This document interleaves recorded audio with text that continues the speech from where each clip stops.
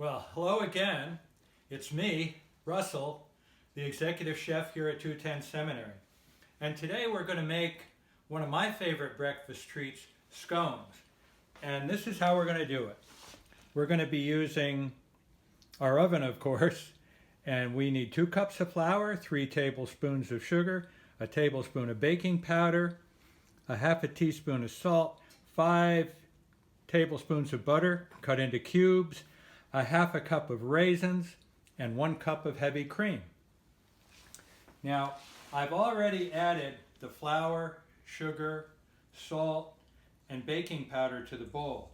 And all I'm going to do first is just stir it around a little bit to make sure everything gets incorporated into the bowl. Okay, now we got those mixed together.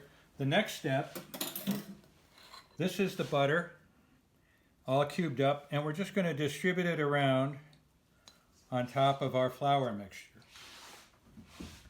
And again, you want the butter to be cold. And the cubes don't have to be exactly one size. You don't need to measure them. Okay, we've got those in. Now we're going to blend it together, and I have this nice little pastry cutter. If you don't have one of these, you can use 2 forks. But what we want to do is we're going to just blend that flour and butter together. And what we want to come up with is something that looks a little bit like coarse sand or coarse meal. We don't have to get every little bit of butter incorporated. It's okay to have little pieces of butter floating around in there. Now, we'll just do this for a little bit. And it's okay to get your hands in there, because we're going to need them in a few minutes anyway. Now, here we are. We'll mix it again. Get it all incorporated.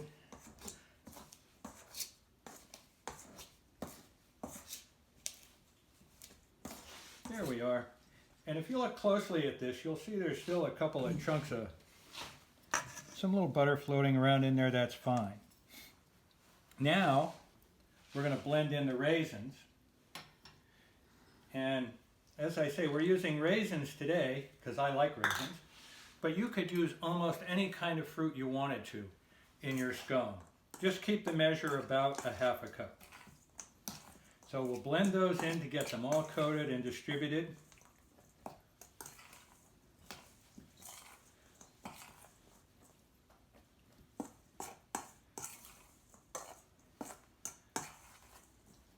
Okay, the next step will be to take that cup of cream and we'll just add it right in there.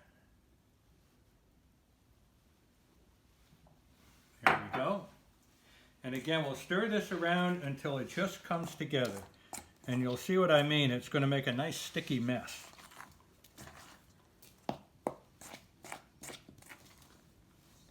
Okay, you can see it's starting to form up. It gets pretty heavy. There we go. And now we're ready for the fun part. If I didn't mention it before, you want to be sure you have clean hands for this, because the fun part is we just dump the whole thing out onto the countertop. Now you could use a pastry board if you don't have a nice cold countertop. So we empty that out. And it's okay, you know, everything doesn't have to be perfect, as you can see. Now what we do is bring it together, and we're going to knead it a couple of times just to form it, as you can see, into a nice sticky mess. Now that we've blended it, we're going to form it into a disc. And this is where the fun part comes in with your hands. But just keep pulling it together, flattening, pulling, flattening. Put the raisins back in there. And it doesn't have to be beautiful, nor does it have to be perfect. But you want to get, at least for me, what I like to do is form it into a nice 9-inch disc. And then I'll show you what we do with it after that. Now if you want to get out a ruler, you can do that. But a nice easy way to do it is take a 9-inch cake pan like this and just kind of hold it down there, and yeah, we're getting close.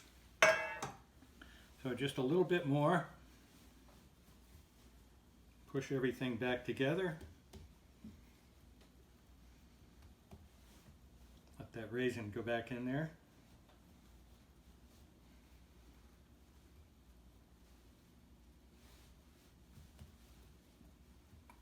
Okay, there it is. Now I'm going to just give my hands a quick wash. Get a little bit of that stuff off. Dry them a little bit. And with a knife or a pastry cutter, we'll first cut it in half. Leave it right in place.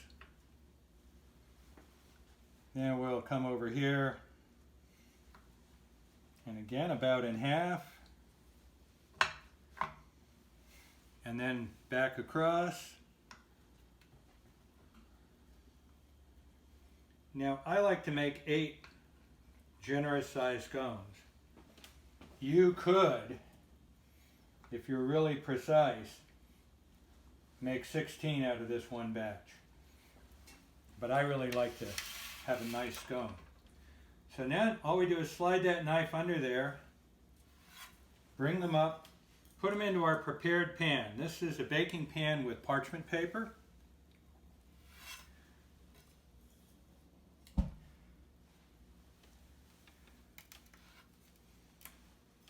And you want to have a little bit of space between them.